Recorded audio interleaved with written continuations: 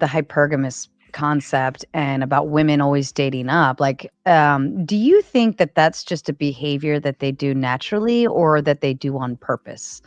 Like, So, I'm just going out and saying, I must find richer, I must find hotter, I must find this. well, I mean, I don't think it's a bad thing. I think it's a good thing.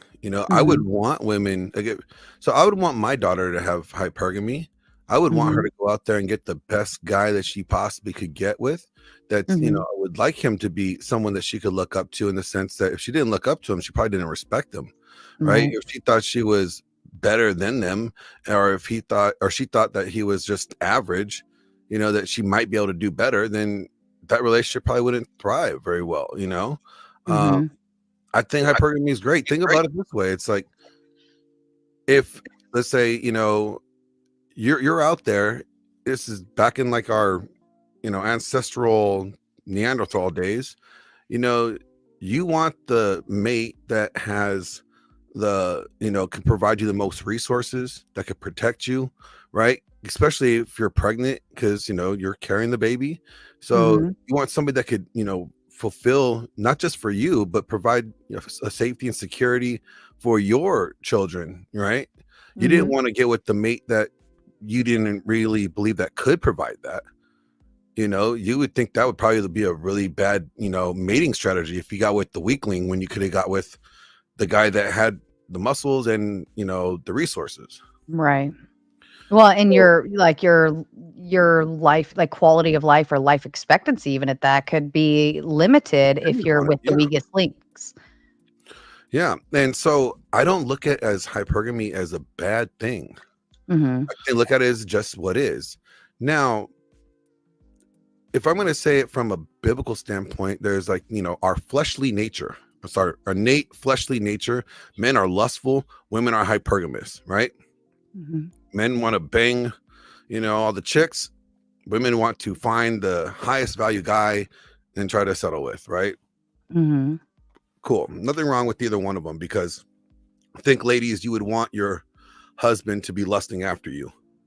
I think you would want him to, to desire you that way, Yeah, right? naturally. So I think in its appropriate place, hypergamy and lust is not a bad thing. When it gets abused, when it's, say, you find that guy, you married him, and now you're in this committed relationship, but then you were like, I think I get the next guy too over here.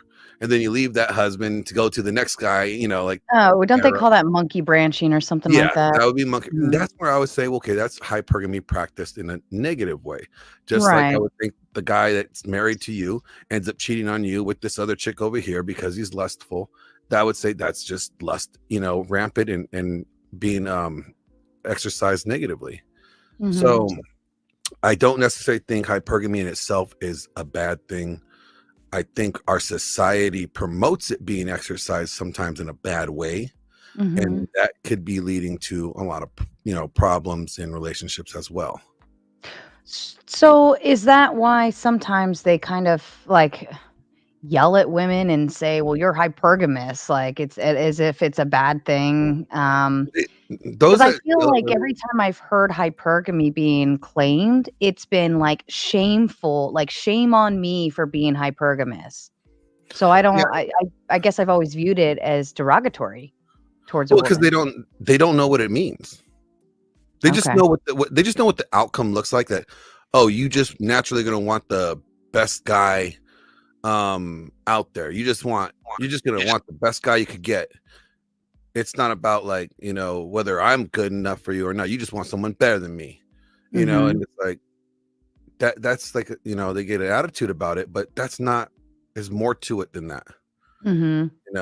There's way more to it than that. And Do you think that the men who actually don't measure up to be what we would consider a high value man would be the ones who would be complaining and degrading women for being hypergamous because they don't level up to being the big I think package deal? a lot of again, yeah, look at that. That's like, I think there's probably part of it of that, guys that,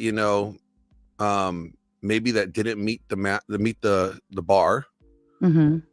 and have been dealing with rejection for a while. Probably, are a little vocal.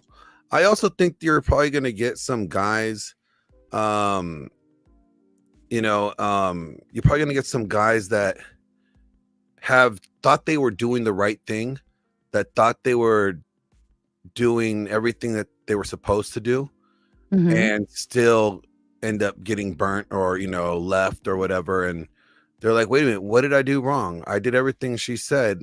Why did she leave me? I think those kind of guys are also going to be the same ones that rage about hypergamy. But at the end of the day, they're not looking at the man in the mirror. They're immediately looking at her and trying to point out the obvious bad things that she's done, Mhm. right? Rather than, okay, how did you facilitate that behavior? Mhm.